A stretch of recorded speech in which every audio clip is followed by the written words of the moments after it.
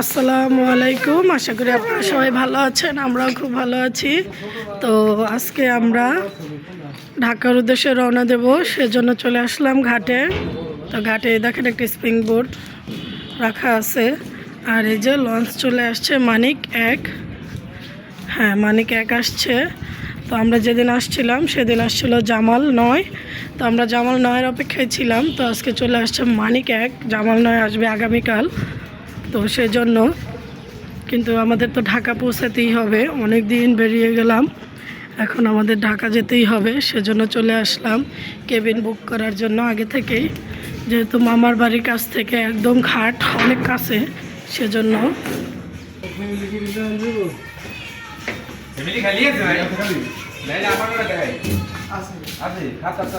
তো এই যে আমরা কেবিন নিতে চলে আসছি।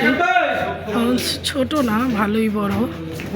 তো আমাদের এই নৌ রুটে এত বড় লঞ্চ দেওয়া হয় নাই, তার একমাত্র কারণ হচ্ছে এই দেখেন, এই খালটা কিন্তু এতটা বড় না যে বড় লঞ্চ আসবে।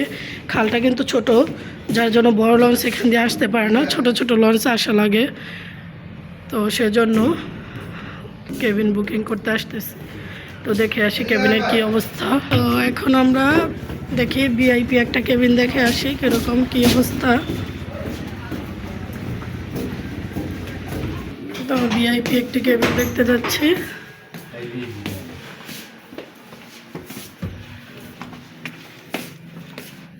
ভিআইপিতে অ্যাটাচ বাথরুম, সোফা সেট দেওয়া আছে, একটা খাট, ওয়াশরুম, কি ভালো। এই তো বসার জায়গা, একটা বেসিং। ফ্যামিলি নাই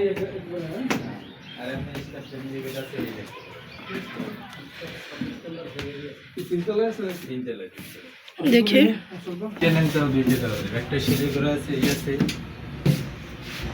একদম ছোট। তো ওনাদের কেবিনের প্রচন্ড ভাড়া, বিশেষ অনেক। তো আমরা এখন এটা থেকে বের হয়ে গেলাম। তো কেবিনের ভাড়া প্রচন্ড বেশি, দেখি কি করা যায়। চলে আসছি আমাদের কেবিনের সামনে। সবাই দেখেন বাইরের দৃশ্যটা কত সুন্দর লাগতেছে, কিন্তু মনটা তবু অনেক খারাপ লাগতেছে। চলে যাব কিছুক্ষণের মধ্যে এখান থেকে ছেড়ে, আমাদের কেবিন খোলা হচ্ছে। তো এখন কিছু মুখরোচক খাবার কিনতে নিচে যাচ্ছি, দেখি।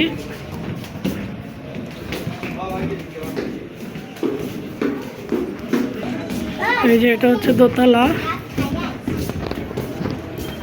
লঞ্চে চলে আসি, দেখেন আমার বড় ভাই আমাদের সাথে আবার দেখা করতে চলে আসছে। বললাম না, এতদিন থাকার পরে সবারই মায়া জমে গেছে, কেউ কারো ছেড়ে যেতে ইচ্ছে করতেছে না। তো আর 20 মিনিটের মধ্যে আমাদের লঞ্চটা ছেড়ে দিবে, তো আমরা চলে যাব। তো ভাইয়া তাও আমাদের সাথে দেখা করতে আসছে। তো দোয়া করবেন সবাই যাতে আমরা ভালোভাবে ঢাকা পৌঁছাতে পারি। কিছুক্ষণের মধ্যে লঞ্চ ছেড়ে দিবে, আমার ভাই চলে যাচ্ছে। আল্লাহ হাফেজ। ভাইকে আল্লাহ হাফেজ দিয়ে দিলাম, ভালো থাকেন। তো এখন লঞ্চ ছেড়ে দিবে, আর 5 মিনিটের মতো সময় আছে বাকি। চলে যাব 5 মিনিটের মধ্যে। এই ভোলা বোরহানোর দিন থেকে সূর্যটা প্রায় ডুবো ডুবো অবস্থায় আছে।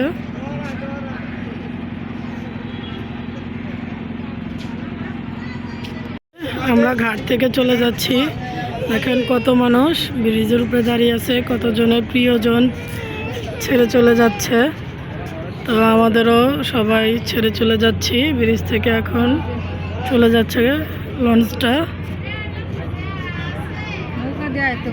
দেখেন এই পাশে কিন্তু একটা বাড়ি, একদম নদীর পাশে, দেখছেন কত সুন্দর বাড়ি। এই যে আমার ভাই দাঁড়িয়ে আছে। তো ভোলা থেকে আমরা কিছু নিতে পারি আর না নিতে পারি, আমার ভাই কিন্তু আমাদের সাথে যাচ্ছে ভোলা থেকে, তাই অতটা খারাপ লাগতেছে না। ওই পাশে কত সুন্দর গাছপালা। এই তো ব্রিজ থেকে আমরা অনেকটা দূরে চলে আসছি। তো রাত বাজে 3:30। দেখেন আমাদের লঞ্চের পাশাপাশি MV টিপু 13 লঞ্চটি যাচ্ছে। লঞ্চটা কিন্তু অনেক বড় একটা লঞ্চ। তো রাতের বেলা শুয়েছিলাম, এখন দেখেন নদীতে কিন্তু অনেক ইলিশের জাল। তো ঢাকামুখী হয়ে যাচ্ছে সব লঞ্চ। লঞ্চটা কিন্তু প্রচণ্ড বড়, প্রচণ্ড। এগুলো হচ্ছে বরিশালের লঞ্চ। আর এইখানে দেখেন সূর্য না চাঁদ বুঝতে পারতেছি না। আর এখানে কত ট্রলারও আছে কিন্তু। আলহামদুলিল্লাহ আমরা ঢাকা চলে আসছি। ভোরের আলো এখনো ফুটেনি, সকাল 5:30 বাজে। এই যে একে একে সব লঞ্চ প্রায় চলে আসছে। আমাদেরও এখন নেমে যাওয়ার সময় হয়ে গেছে প্রায়, আমরাও নেমে যাব আলহামদুলিল্লাহ। এই তো আলহামদুলিল্লাহ আমরা এখন নেমে গেছি। তো কিছু ব্যাগপত্র আছে সেজন্য দাঁড়িয়ে আছি। রেখে আসলে আমাদের গাড়ি বের করলেই আমরা চলে যাব আলহামদুলিল্লাহ বাড়ির উদ্দেশ্যে।